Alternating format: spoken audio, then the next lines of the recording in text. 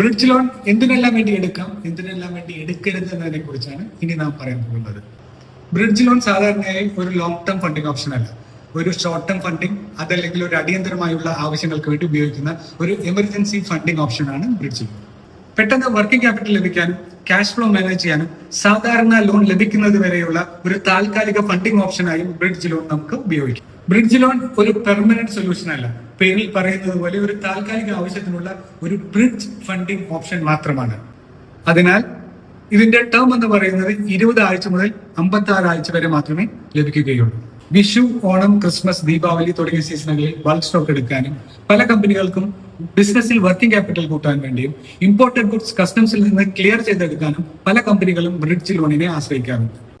ബിസിനസ്സിൽ അവസരമുള്ളപ്പോൾ സമയത്ത് പണം ലഭിക്കുക എന്നുള്ളത് അത്രയും തന്നെ പ്രധാനമാണ്. അതിനുള്ള ഏറ്റവും നല്ല ഉപാധിയാണ് ബ്രിഡ്ജ് ലോൺ.